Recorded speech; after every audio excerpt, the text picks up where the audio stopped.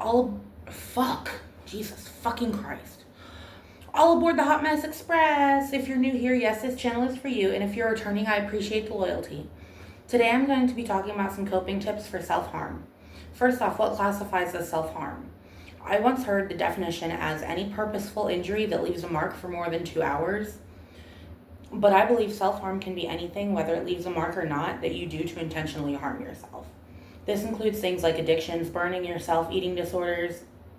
Sometimes people will stay in abusive relationships as a way to self-harm. Not even things like running away for teenagers, not just cutting. People usually self-harm as a way to quiet their feelings, to feel something physical because they can't feel anything emotionally, or to punish themselves. Also, friendly reminder, even if it is just for attention, that humans by nature do things for attention. If you have ever told your friend a joke in hopes that they would laugh at it, that's attention seeking.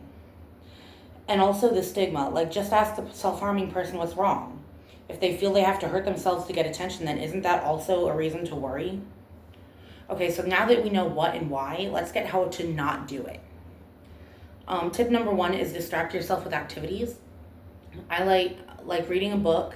If you're trying to feel something, like if you're emotionally numb and you self-harm to feel something physically, read a sad book or a stupid romance novel. I like memoirs. Learning a skill, such as drawing, knitting, photography, piano, is preferably something to express yourself. Watch a movie. Nothing makes me feel better than a comfort movie I've seen a million times. Listen to music. Talk to someone, a friend, a therapist, your significant other, your cat, an online community, like on Tumblr or Instagram or whatever. I talk to my boyfriend. He's so cute and sweet. I've also built up quite a network of online friends over the years and go to therapy every week. Tip number 3 is seek sensation. Put your hands or face under cold running water, splash water on your face, snap a rubber band on your wrist, exercise, get a massage, braid your hair, shower, hug a pet or a stuffed animal, play with clay or Play-Doh. There are so many things that are sensory seeking and helpful that you wouldn't think would be. You just gotta try different things to see what works. I like yoga, splashing water on my face, and petting the cat. Now I used to self-harm from the age of 8 to like 18. I did it regularly. And it's definitely not a good way to cope with things, because then you feel ashamed of yourself, and then you feel like you have to hide from everybody, and then you're wearing long sleeves in the summer, and it's really like, it's not a good way to cope with things. And also there's risks of infection, and there's risks of like a slim risk, but it's still there, of like bleeding out, and then so it's just not worth it.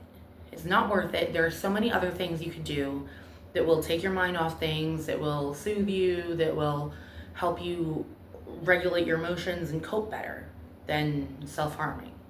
And it's just not worth it.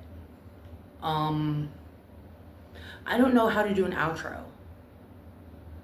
So yeah.